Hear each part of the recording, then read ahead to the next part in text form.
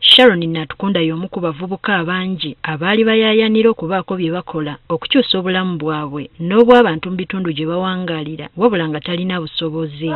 Agamba yali akuŋŋaanya kasasiro gwe yakolangamu amanda n'obucupa bwe yatundanga okukuŋŋaanya ssente okumuyambako. Mu communities tubeera nga tusomesa abantu obutatulakula bucupa buli basanze nga tusomesa n'abavubuka okubeera nti obucupa buno bwaba busanze babukuŋŋaanye.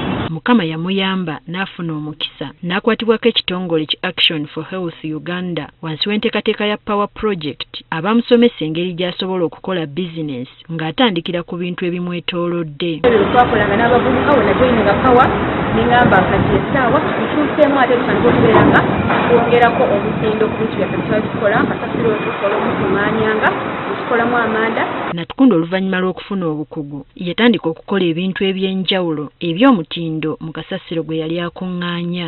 Mu kaseera kano nkola n'abavubuka 5 era nga 3 ku bo bamanyi bulungi okutunga paadi zino ze tukola okuva mu ngoye zaffe eza bulijjo n'ababiri ne bayambako ku marketing. N'abawala abalala bangi abaganyuddwa mu nteekateeka eno. Era katugambe eddwaliro oba clinic nesobola okuba nti esobola otuwa ekifo ekyokukoleramu nga ba nutritionists abali professional oba abasawo b'ebyendya ne tusobola okutuusa obujjanjabi ku balwadde baabwe ku ssente entonotono. Hassan Waswa akulira enteekateeka ya Power Project agamba okuva lwe batandikawo enteekateeka eno esobodde okutumbula ebyenfuna by'abaana ab'obuwala bangi n'okubafunira emirimu. Balina amakolero agaabo ageetengeredde era buli omu kati employinga between 5-8 other young people in their businesses. Mondo Kyateeka, komishona w'ensonga z'abavubuka mu minisitule y'ekikula ky'abantu, asabye abantu abasummuseemu mu byenfuna okuyambako abavubuka.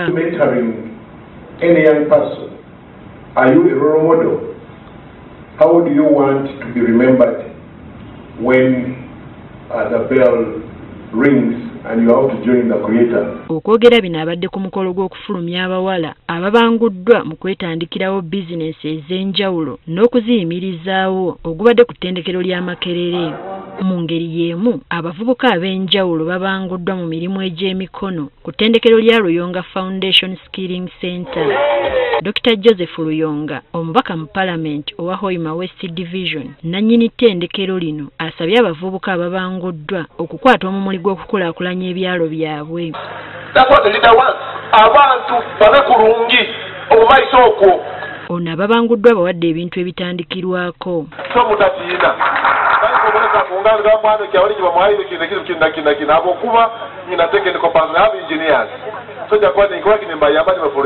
Ne Kasanda abavubuka abali eyo mu 1320 babanguddwa mu mirimu egy'enjawulo ku ttendekero lya Uganda Rural Development and Training Institute. Akulira akakiiko k'abakyala mu ggwanga Hajati Farida Kibowa akubirizza abavubuka bano okuba abeesigwa ate abamalirivu bwe baba baagala okuba abawanguzi. Encourage you to go forth with integrity, excellence and commitment to lifelong learning and service.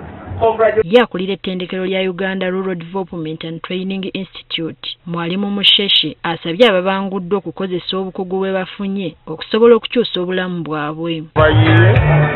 Babeere na vision ekiruubirirwa mu mutwe faanani kyennyini balabe weebali balabe enjawulo wakati weebali n'ewebalaga bakole pulaani batambule. Abayizi n'abazadde basanyusa olwa kino kye batuuseeko. Ndi muzimbi nnyo era omuntu yenna ng'ayina ennyumba y'okukuba teyirozi wendi. Katonda wandinze namukabalinda anisiima owanyigishije eby'enviiri ninsiima nabo twa turi kumwe twena baturi kwiga enviiri.